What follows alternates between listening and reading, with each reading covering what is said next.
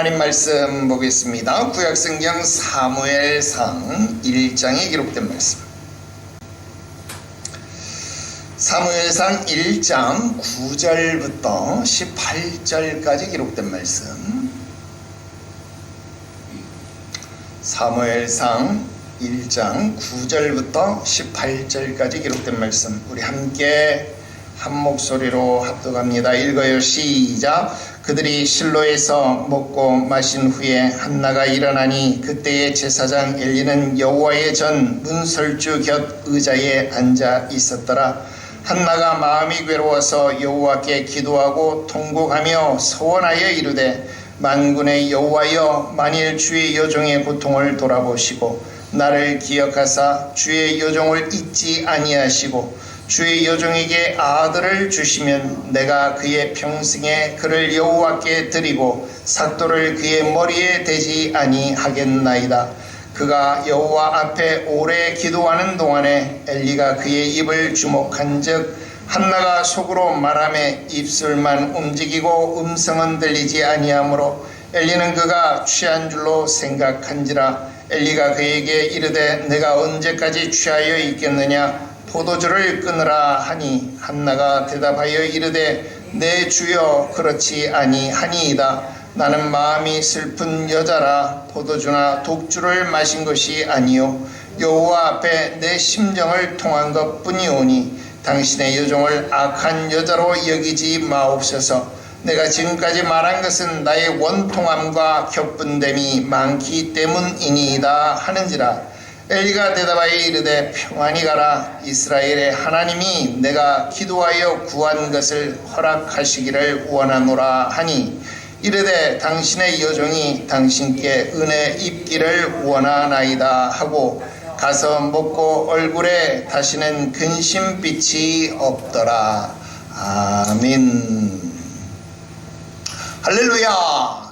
오늘 계속해서 사무엘상 강의 5번째 시간이 되겠습니다. 오늘 말씀의 제목은 다시는 근심빛이 없더라 하는 말씀으로 여러분들에게 말씀을 드리려고 합니다. 오늘 말씀을 이렇게 쭉 준비하다 보니까 내용이 너무 길어요. 그래서 이걸 한 번에 할까 두 번에 할까 고민하고 있는데요. 하는 데만큼 해보고 일단 끊었다가 다음 주에 이어서 하도록 할게요. 자, 오늘 본문은요 한나와 엘리 사이의 대화를 그리고 있습니다. 그리고 이 사무엘의 이야기 가운데 어쩌면 가장 드라마틱한 장면이기도 하다, 그런 생각을 해보게 됩니다. 여러분, 하나님께 나와 기도하는 여인, 또 그리고 그것을 알아보지 못하는 제사장, 또 그럼에도 불구하고 그의 말에 응답을 확신하는 여인이 바로 오늘 본문에 기록된 내용의 전부입니다. 특별히 오늘 제목을 마지막 하이라이트라고 할 수 있는 18절에서 따왔습니다. 특별히 오늘 제목처럼 여러분들에게도 주의 응답하심이 있기를 바라고, 그 응답하심으로 말미암아 여러분들 얼굴에 다시는 근심하는 빛이 없게 되시기를 주 예수의 이름으로 축원합니다. 이제 본문의 내용을 살펴보도록 하겠습니다.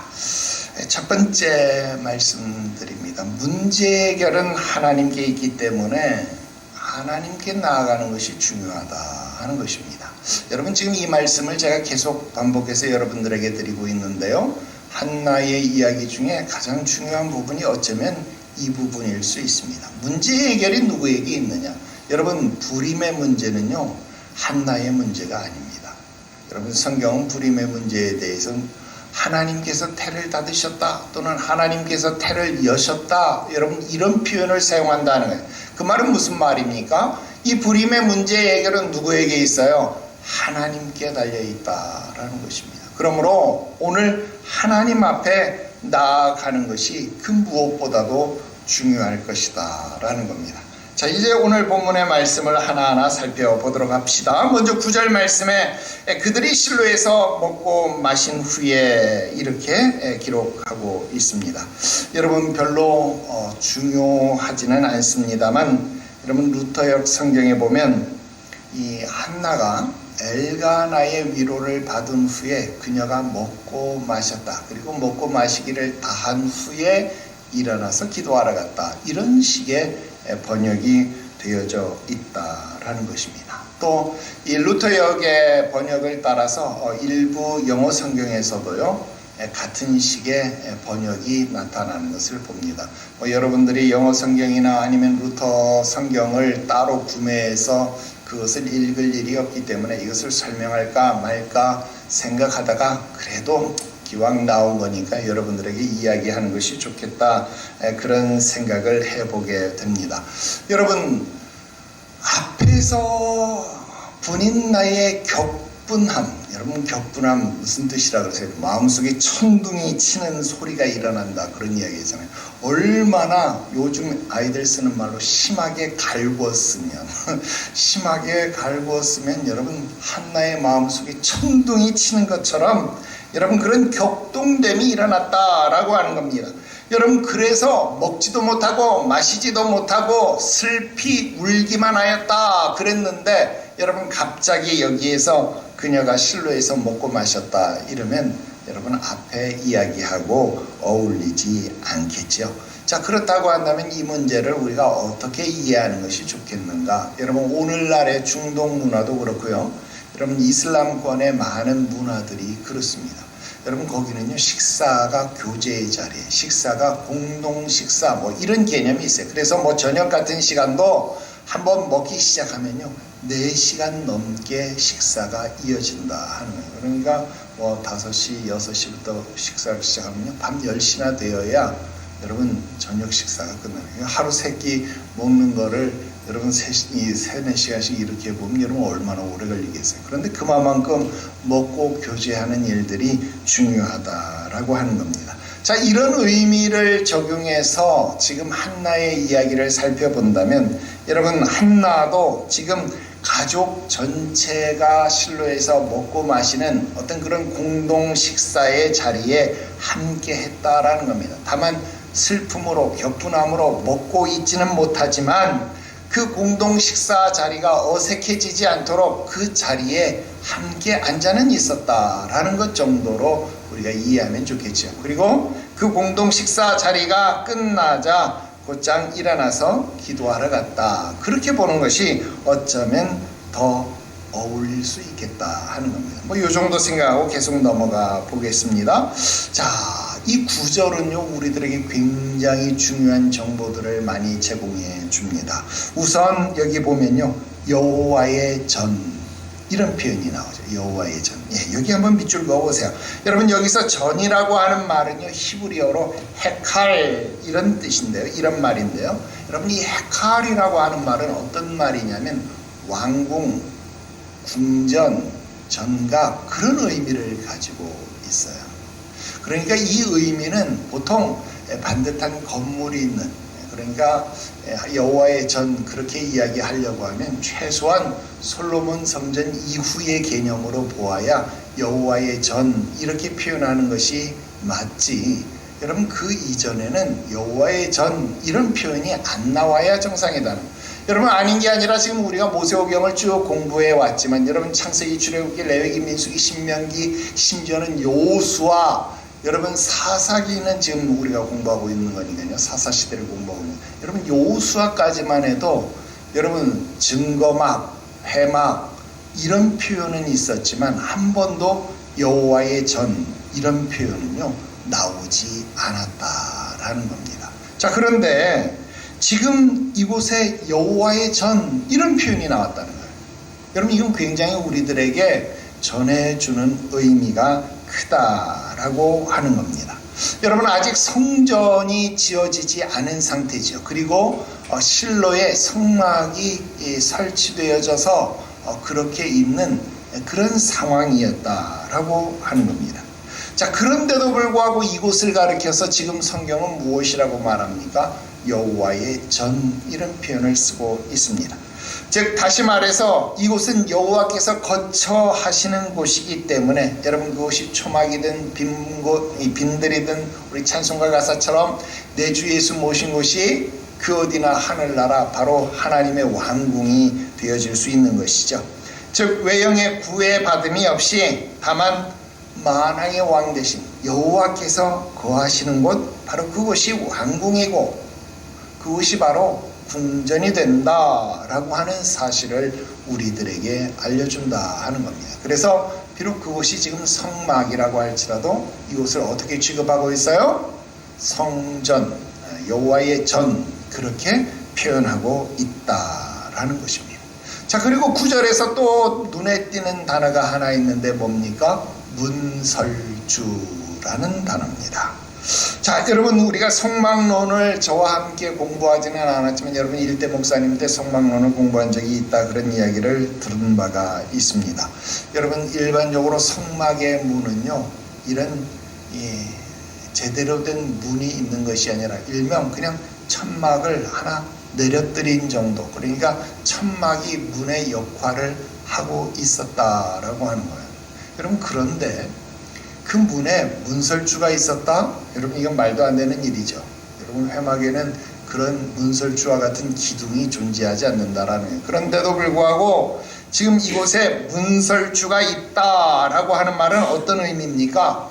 나름 문의 형태를 갖추기 위해서 이 세워진 프레임, 옛날 일본식 표현으로 왁구가 있다라는 것 아닙니까? 그죠? 그곳에 기둥이 있다 그런 의미가 된다 하는 겁니다. 여러분 아닌 게 아니라 지금 이 실로에 하나님의 성막이 멈춘 지 얼마 정도 시간이 됐을까요? 여러분 적어도 이 사무엘상 요 정도의 시기는요 여호수아가 정복전쟁을 위해서 실로에다가 자리를 잡은 이후로 약 300년 정도가 흘렀을 것이다 보여집니다.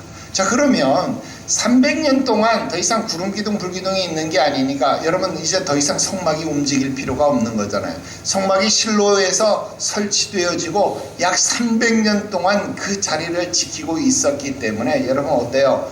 임시 거처, 임시 처소인 것처럼 지어진 성막이 그냥 300년 이상을 그 자리에 있으려고 하면 때로는 좀 보수도 해야 되고 더 든든하게 하기 위해서 그곳에 자꾸 여러분 어때요? 일종의 보강제를 더 첨가했을 것이다. 여러분 이런 생각 우리가 해볼 수 있겠죠. 자, 그래서 이곳에 300년 정도 되었으니까 아마 문과 같은 역할을 할 수 있도록 대문과 같은 역할을 할 수 있도록 문설주가 있었구나 라는 것 정도를 우리가 생각해 볼 수 있겠다라고 하는 겁니다. 자, 우리가 그리고 룻기서에서 공부할 때 여러분 성문 위에 앉아서 장로들이 앉아서 그 성문 기둥 주변에 이렇게 앉아서 여러분 보아스가 여러 가지 회무를 처리하고 하는 것 보았지요. 자, 바로 이렇게 엘리 제사장 때부터 문설주 기둥에 의자가 놓여 있었다라고 하는 겁니다. 자, 여기 의자라고 하는 단어는요 히브리어로 키세라는 단어인데요, 이 키세라고 하는 단어는 왕의 보좌 또는 재판관의 좌석 등을 의미하는 단어입니다. 자, 그러니까 여러분 이 의자라고 하는 말, 그것도 여호와의 전 문설주에 의자가 놓여 있었다라고 하는 말은 무슨 말입니까? 지금 이 엘리가 하는 역할이 제사장의 역할과 더불어서 엘리는 그 당시에 사사의 역할을 감당하고 있으니까 재판관으로서의 역할도 감당하고 있다. 그런 것을 우리들에게 상징할 수 있도록, 유추할 수 있도록 우리들에게 보여주는 단어이기도 합니다.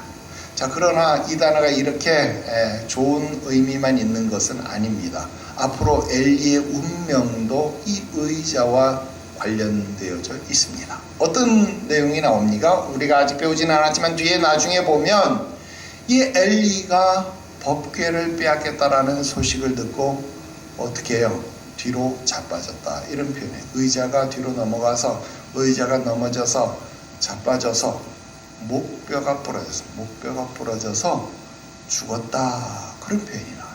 여러분 의자가 넘어졌다 무슨 말입니까? 왕의 보좌 또 왕의 심판관의 자리가 넘어졌다, 부러졌다, 여러분 이런 표현이 되겠죠. 그리고 목이 부러졌다라고 하는 말도 어떤 의미가 되겠어요? 더 이상 엘리 가문의 그와 같은 왕의 권세가, 사사의 권세가 더 이상 지속되지 못할 것이다 라고 하는 것을 상징적으로 보여주는 매개체가 되는 것, 바로 이 의자라는 단어에서 시작된다 하는 겁니다.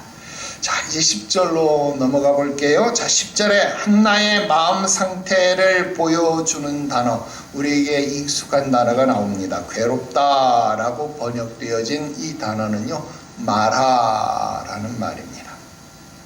여러분, 룻기서에서 나오미가 자신의 이름을, 나를 더 이상 나오미, 기쁜 자다, 은혜를 받은 자다, 평안한 자다 그렇게 부르지 말고 나의 이름을 마라라, 괴로운 자다, 쓰디쓴 물을 마신 자다 그렇게 불러달라. 우리 이름을 바꾼 내용을 기억하고 있을 겁니다.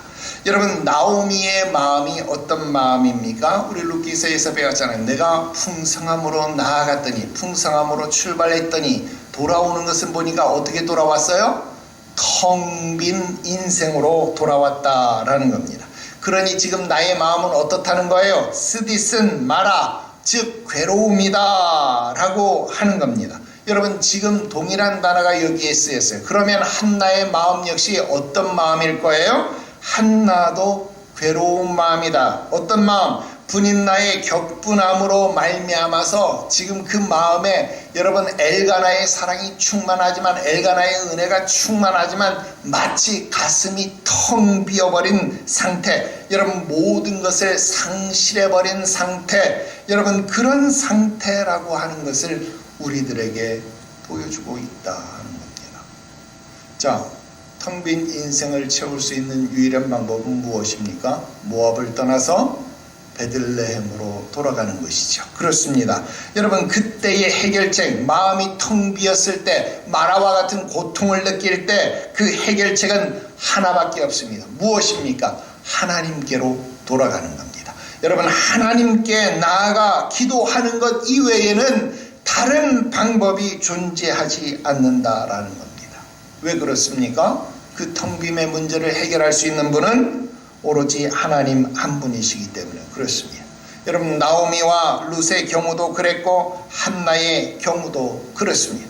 오늘날 저와 여러분들의 상실감, 텅 빈 문제도 오로지 하나님만이 채울 수 있다 하는 것입니다. 속히 그 사실을 깨닫고 또 깨달았으면 하나님 앞에 나아가서 기도하시기를 주 예수의 이름으로 축원합니다. 여러분, 2025년도에는 우리가 좀 더 기도에 집중하려고 합니다. 여러분, 지금 우리가 가지고 있는 이 텅 빔을 해결할 수 있는 분이 오로지 하나님 한 분이십니다. 힘으로 능으로 되지 아니하고 오직 하나님의 영으로만 되어지기 때문에, 여러분 오직 기도 이외에 다른 것으로 이런 유가 너희에게 나가지 않는다라고 말씀했기 때문에 여러분 기도하지 아니하고서는요 하나님을 눈으로 경험할 수 있는 방법이 없다는 겁니다. 그래서 2025년도에는 우리가 좀 더 하나님 앞에 집중하고 나아가고 기도하기를 원한다 하는 겁니다. 왜? 하나님이 이 텅 빔의 문제를 수태하게 하시고 채울 수 있는 유일한 분이기 때문에 그렇습니다. 여러분, 보아스를 인해서 두 여인의 텅 빔의 문제가 해결되었습니다. 여러분, 우리가 배울 때 보아스가 무엇이라고 그랬습니까? 그리스도라고 이야기했죠. 그리스도를 상징하는 것이다 이야기했습니다. 그래요. 그래서 주의 이름을 부르는 자는 수치를 당하지 아니한다라고 말씀합니다. 주께 기도하는 사람은 수치를 당하지 않습니다. 뿐만 아니라 누구든지 주의 이름을 부르는 자는 그 어떤 상황 속에서도 구원을 받을 것이다 라고 이야기합니다. 그러므로 하나님께 나아가야 합니다. 하나님께 나아가서 기도해야 합니다. 계속해서 10절 말씀 보세요. 기도하고 통곡하며 그렇게 되어져 있습니다. 여러분, 한나의 내면, 마음의 상태가 아까 마라 그랬잖아요. 마라, 쓰디쓴 물이다, 쓴 물이다, 괴로움이다 이렇게 이야기를 했잖아요. 자, 그렇다고 한다면 한나의 내면 상태를 말하라고 한다면 한나의 외적인 상황, 한나의 외적 상태는 무엇으로 나타나고 있느냐? 통곡함으로 나타나고 있다 하는 겁니다. 여러분, 여기 통곡이라고 번역된 말은요, 히브리어로 바카라고 하는 말입니다. 여러분, 이 바카라고 하는 말은요, 울다, 눈물을 흘리다 라는 의미와 더불어서 눈물을 흘리며 울부짖는 상황, 울부짖다라의 의미도 가지고 있습니다. 자, 그런데요, 이 내용이 보니까 문법적으로, 여러분 뭐 문법은 우리가 알 필요는 없다 매번 강조를 했습니다만 부정사 플러스 미완료형의 형태를 지나고 있습니다. 이 말은 무슨 말이냐면, 즉 지금 내 마음이 말하라고 한다면, 지금 내 마음이 마라와 같이 쓰디쓴물이라고 한다면 밖으로 나타나는 행동은 뭡니까? 여기가 쓰니까 여러분, 쓴 거 먹으면 여러분한테 신물도 넘어오고 눈물도 나겠죠. 여러분, 지금 마음이 마라가 되어서 쓰디쓴 물이 되었으니까 외형적으로 나타나는 것은 눈물, 여러분 박하가 될 수밖에 없다라고 하는 겁니다. 여러분, 이것은요 룻기에 이어서 사무엘상에도 동일하게 드러나는 신앙이더라 하는 겁니다. 여러분, 여기 뿐입니까? 아닙니다. 신약성경에도 보니까 야고보서 5장 13절 말씀에 뭐라고 말합니까? 너희 중에 고난을 당하는 자가 있느냐? 너희 중에 고난을 당해서 마음이 쓰디쓴 자가 있느냐? 너희들 중에 마음이 마라와 같은 자가 있느냐? 그럼 어떻게 하라는 거예요? 저는 기도할 것이요, 그렇게 이야기를 합니다. 그렇습니다. 여러분, 이 사상은요 성경을 관통하는 사상입니다. 여러분, 마음이 괴로울 때 우리가 하나님을 찾지 않는다면, 마음이 괴로울 때 하나님께 기도할 수 없다면, 여러분 우리는 아무것도 할 길이 없음을 알아야 합니다. 마음이 상했으면, 마음이 비어 있으면, 그리고 마음이 고달프면 하나님께 나아가야 합니다. 그리고 기도해야만 합니다. 그것이 이길 수 있는 유일한 방법이다라는 겁니다. 자, 두 번째 말씀드립니다. 두 번째는 한나의 기도가 나오는데요, 한나의 기도의 내용도 우리 하나씩 살펴보려고 합니다. 자, 우리는 이미 2022년도 기도는 힘이 세다 시리즈에서 이 한나의 기도를 배운 적이 있습니다. 자, 한나의 기도를 배울 때 그때 우리는 어떤 표현을 했냐면 한나의 출산기도다, 이런 제목을 붙였어요. 물론 제가 붙인 게 아니고 강정훈 코치가 붙인 제목이지만 기도는 힘이 세다 해서 출산기도다, 이런 이야기를 했어요. 그러면서 우리가 어떤 단어에 집중했어요? 출산이라는 단어에 집중했다. 그래서 출산이란 말은 무슨 말입니까? 누가 기도해야 된다는 거예요? 어머니가 기도해야 된다. 그래서 어머니가 기도하는 자식은요 망하지 않는다, 그런 이야기도 여러분들에게 더불어 드린 적이 있습니다. 여러분, 어머니가 기도하면 삽니다. 그래서 이 나라 이 백성에게 어머니 기도회가 한때 광풍처럼 유행했던 적도 있습니다. 또 마땅히 있어야 할 것이 있는데 있어야 할 것이 있지 못하면 어떻게 하는 거예요? 기도해야 됩니다. 여러분, 부부가, 남녀가 만나서 결혼했습니다. 자, 결혼하면 마땅히 뭐가 생겨야 돼요? 아이가 생겨야 돼요. 아이가 생겨서 출산해야 되는 게 당연히 마땅히 있어야 할 것이 지금 없는 상황이잖아요. 누구에게? 한나에게 없는 상황이다라는 거예요. 그렇기 때문에 여러분, 마땅히 있어야 할 것이 없을 때 어떻게 합니까? 기도해야 한다 하는 겁니다. 그러므로 성경이 우리들에게 무엇을 말합니까? 무엇을 먹을지 마실지 입을지 염려해라, 근심해라? 아니다, 근심하지 마라. 왜? 이 모든 것은 하나님께서 우리에게 마땅히 있어야 할 것을 이미 알고 계신다라는 거예요. 이미 이것이 우리에게 있어야 할 것을 알기 때문에 너는 이것을 구할 것이 아니라 정말 있어야 할 것, 정말 필요한 것을 구해라. 그게 무엇입니까? 그의 나라, 그의 의를 구하라 하는 겁니다. 그리하면 이 모든 것은 어떻게 된다는 거예요? 자동적으로 우리들에게 있게 되어진다라고 하는 겁니다. 그렇습니다. 오늘 하나님의 나라를 구해야, 하나님의 의를 구해야 하나님께서 우리 삶 속에 마땅히 있어야 할 것들을 채워주시는 것, 여러분 기억하시기를 주 예수의 이름으로 축원합니다. 그리고 한나의 출산 기도에서 출산 전과 출산 후의 모습은 분명 달라야 된다, 그런 말씀을 드렸어요. 자, 우리 그 옛날 배웠던 거 다시 반복하자 하는 것이 아니고, 여러분 바로 이런 주인공, 그 기도의 주인공이었던 한나를 오늘 사무엘상의 관점으로 다시 살펴보자 하는 겁니다. 자, 첫 번째로 한나의 기도는요, 서원을 담은 아주 강력한 기도였다, 이렇게 말하고 싶습니다. 자, 11절 말씀에 보면요, 한나가 드린 기도를 기록하고 있습니다. 그런데 이 한나가 드린 기도가 어떻게 보면 한 구절 같아 보이는데요, 이 내용 속에 보면 조건 플러스 그 결과, 귀결, 문법적으로 말하면 조건절에 귀결절이 붙어 있다, 이런 구조를 가지고 있다라는 겁니다. 그래서 만약 뭐뭐라면 이렇게 하겠다라는 구조가 바로 이 11절에 구성되어져 있다 하는 겁니다. 자, 이런 조건 문장을 형성하고 있어서 이거 신앙 별로 안 좋은 거 아니야? 하나님하고 거래하자는 거야? 뭐야? 여러분 이렇게 말할 수 있지만, 여러분 그렇게만 볼 것이 아니라 만일 무엇이라면 이라고 하는 이 기도는요, 지금 한나가 하나님 앞에 그 마음을, 뒤에서 표현 다시 배우겠습니다. 마음을 쏟아내는 정말 아주 강력한 기도다라는 겁니다. 그것도 서원을 담은 강력한 기도다, 서원을 담기 위한 조건이다 라고 이해를 해야 합니다. 자, 우선 하나씩 살펴볼게요. 자, 한나는 뭐라고 기도합니까? 하나님께서 만약 나의 고통을, 나 한나의 고통을, 이 스디슨 마라의 물을 마신 나의 고통을 진짜 보고 계신다면, 만약 뭐뭐 한다면, 여기 하나의 조건입니다. 그러면 뒤에 뭐라고 말합니까? 나에게 아들을 주세요. 이게 귀결입니다. 이 아들이라고 하는 말, 여러분 우리 룻기서에서도 이거 표현, 여러분 룻기서에 굉장히 중요한 단어들이 그러니까 얼마나 많이 나왔느냐는 겁니다. 여러분 이 룻기서에 보면 씨를 주시는 여호와, 이런 내용 우리 공부한 적이 있는데, 여기 아들이라는 말이 무슨 말이냐면 바로 그 씨라는 말입니다. 씨 뿌림, 자손, 이런 것들을 의미하는 단어가 바로 이 아들, 제라라는 단어인데요.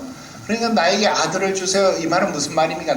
나에게 남자의 씨를 주세요, 지금 그 말입니다. 한나가 지금 하나님 앞에 기도하고 있어요. 뭐라고? 하나님, 내 고통을 진짜 아십니까? 내 고통이 뭔지 압니까? 내 고통은 남자의 씨가 없는 겁니다. 아들이 없는 겁니다.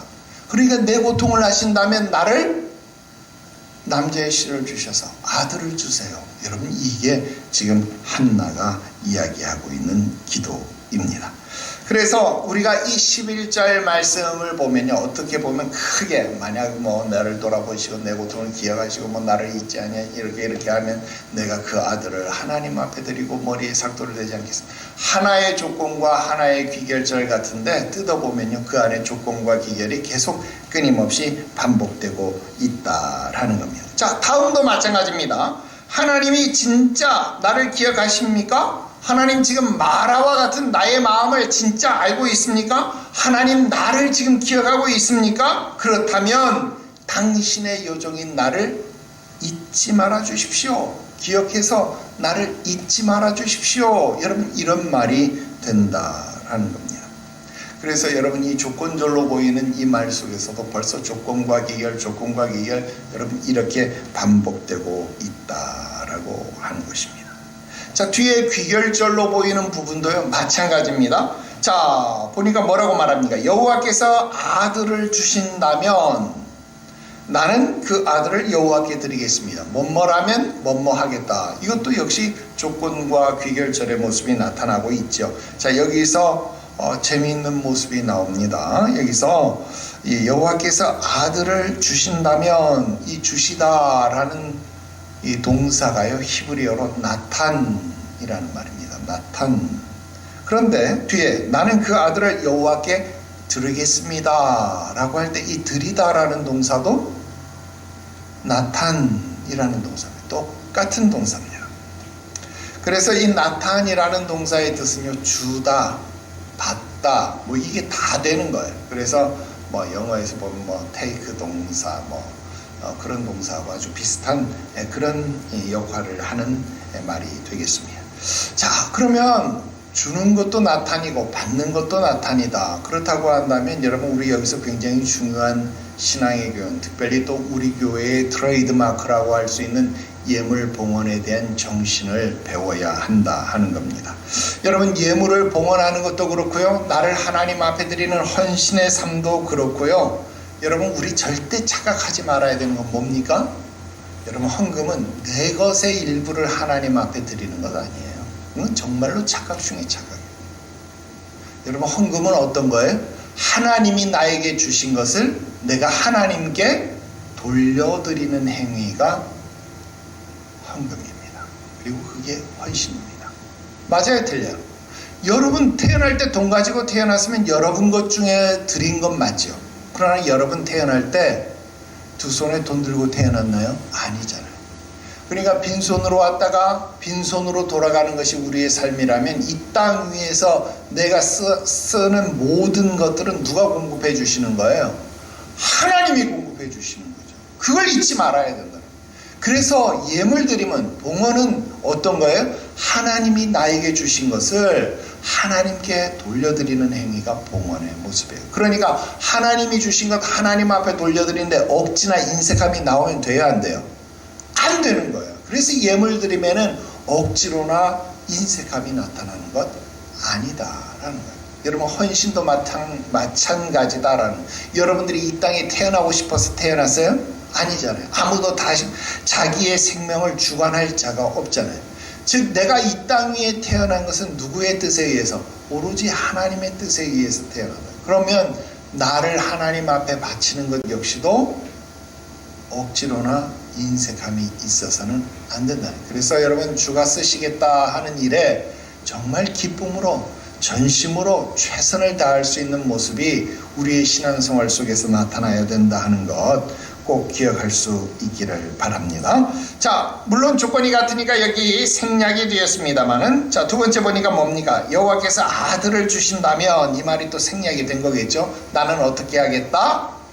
그 아들 머리에 삭도를 대지 않겠다 하는 겁니다. 아까는 내가 하나님 나에게 남자의 씨를 주셔서 아들을 주시면 내가 그 아들을 누구에게 드리겠습니다? 하나님께 드리겠습니다. 이게 첫 번째 서원이에요. 두 번째 서원은 하나님이 나에게 그 아들을 주시면 나는 그 머리에 삭도를 대지 않겠습니다. 여러분, 이런 거예요. 여러분, 하나님 앞에 드리는 것, 그리고 머리에 삭도를 대지 않는 것, 여러분, 이게 사실 두 개 같지만 따지고 보면 하나 좀 뭡니까? 나실인이다 이 말입니다. 나실인 아니에요? 여러분, 나실이니까 태에서부터 하나님의 것이 되었고, 나실이니까 태어나면서 여러분 그 머리에 삭도를 대지 않는 것 맞죠? 자, 그렇다면 지금 한나가 하나님 앞에 구하는 것은요, 그냥 단순히 아들이 아니라, 남자의 씨가 아니라 하나님께서 사용하실 만한 믿음의 일꾼을, 하나님께서 쓰실 만한 믿음의 일을 나를 통하여 이루어 달라는 겁니다. 내 태를 통하여서 이루어 달라 하는 겁니다. 나는 도구로 쓰임만 받겠다, 지금 그 말을 하고 있는 것입니다. 자, 이런 행동은 우리가 사사기 13장 삼손의 어머니, 즉 마노아의 아내, 그 이름도 우리가 추적해 보았던 술렐보니, 여러분, 이 술렐보니의 행동과 비교가 된다 하는 겁니다. 자, 여러분, 마노아의 아내임에도 불구하고 여러분, 이 술렐보니는 천사가 와서 야, 너에게 아들이 있을 거다 기도하지 않더라는, 또 뿐만 아니라 그는 태에서부터 하나님이 택하신 나실인이 될 것이다 말씀함에도 여러분 그 말을 별로 신뢰하지 않더라 하는 겁니다. 자, 그런데 오늘 한나는 어떻습니까? 아직 아들을 주신 것도 아닙니다. 그죠?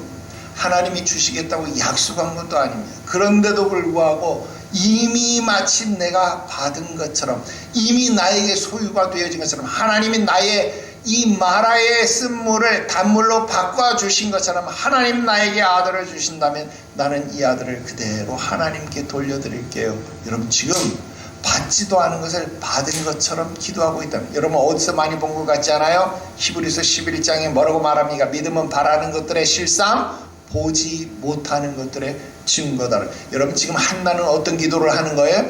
굉장히 강력한 믿음의 기도를 하고 있다 하는 것 우리는 생각해 볼 수 있다 하는 겁니다.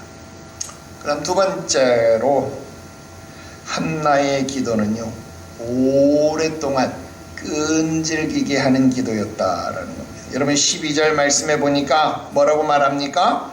여호와 앞에 오래 기도하는 동안에 그랬습니다. 여러분 여기서 이 오래라고 번역된 히브리어는요, 라바라는 말입니다. 여러분 이 말은요, 많다, 크다 이런 뜻이 있고요, 또 이것이 변형되어서 많아지다, 점점 커지다 이런 뜻을 가지고 있어요. 증가되다 그런 뜻을 가지고 있습니다. 여러분 한나의 기도는 하면 할수록 어떤 기도예요? 많아지는 기도예요.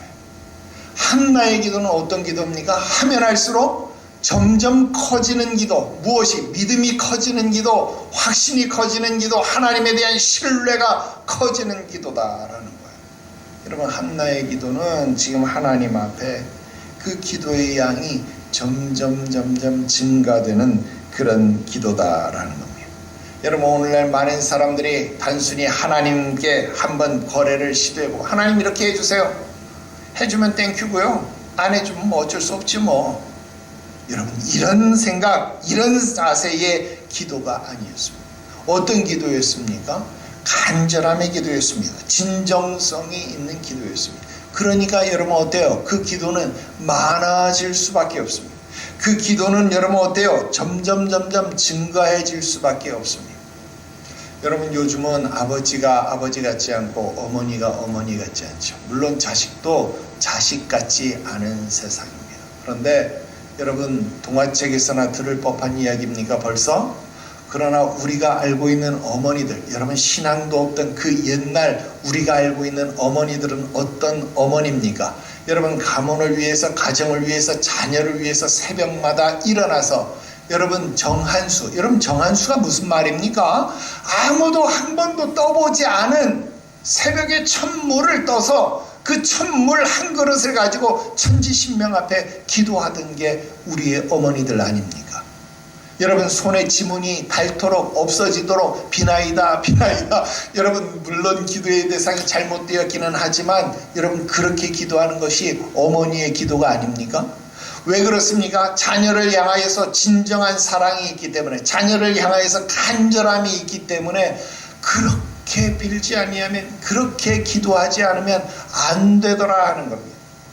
여러분 오늘 우리가 하나님 앞에 진정성이 있는 기도로 나아가야 되는 겁니다. 이제 돌아오는 주일에는 여러분 지난 한 해 동안 열심히 강단에서 기도했던 이 기도 봉투도 또 돌려드릴 텐데, 여러분 신년 기도 제목 진정성 있게 기도해야 됩니다. 그냥 매일 또 가족 건강, 가족 구원, 물론 가족 건강 중요하죠. 가족 구원 중요하죠. 그러나 하나님 앞에 진정성이 있는 기도가 되어야 여러분 기도가 간절해집니다. 그래야 기도가 점점 증가되어진다라고 하는 겁니다. 여러분 꼭 기억하셔서 이번 신년 축복 소원 기도에 여러분 꼭 믿음의 소원을 온전함으로 진정성 있게 기도하셔서 한 해 동안 정말 불철주야 가지고 기도하시면서 믿음의 승리를 거두시기를 바라며, 어떻게 점점 많아지게, 점점 커지게, 점점 증가되는 여러분들의 기도가 되시기를 주 예수의 이름으로 축원합니다. 2025년도에 기도의 시간을 늘려보려고 합니다. 여러분 기도의 횟수를 증가시켜 봅시다. 여러분 반드시 우리가 귀로만 듣고 배웠던 하나님을 우리의 눈으로 보고 경험하게 될 것입니다. 오늘 여기까지 하고 마치고 나머지는 다음 시간에 우리 이어서 계속하도록 하겠습니다. 오늘 제목을 바꿀게요. 제목 뭐라 그러세요? 더는 근심의 빛이 없었더라. 괄호 열고 1 그리고 괄호 닫고. 그러니까 더는 근심 빛이 없었더라 첫 번째 말씀이다. 그렇게 제목을 기록하시고 다음 시간에 더는 근심의 빛이 없었더라 두 번째 말씀 여러분들에게 드리려고 합니다. 기도 드리겠습니다. 거룩하신 하나님 아버지, 은혜와 사랑의 역사를 감사합니다. 오늘 우리의 텅 빈 마음에, 쓰디쓴 마음에 하나님이 만족함이 되어 주옵소서. 하나님만이 전부가 되어 주옵소서. 우리 나라가 텅 비었습니다. 아무도 따를 만한 지도자가 없습니다. 진정한 우리의 사사이신 하나님을 따라갈 수 있게 하시옵소서. 오늘 우리 교회의 텅 빔을 아시오니 하나님 아시고 채워 주시옵소서. 우리의 가정의 텅 빔을 아시오니 우리 하나님 채워 주시옵소서. 우리 자녀들의 인생 여정 속에 그 텅 빈 순간순간을 하나님이 온전히 채워주셔서 우리의 삶이, 우리의 자녀가, 우리의 교회가, 그리고 이 나라, 이 백성이 하나님이 쓰실 만한 거룩한 나시린의 삶, 제사장의 삶을 살아갈 수 있도록 하나님 복을 허락하여 주시옵소서. 오늘 믿음의 한나와 같은 기도하기를 소망하는 주의 백성들 가운데 주의 은혜가 더욱 충만하게 하시옵소서. 거룩하신 구주 예수님의 이름으로 기도드리옵나이다. 아멘.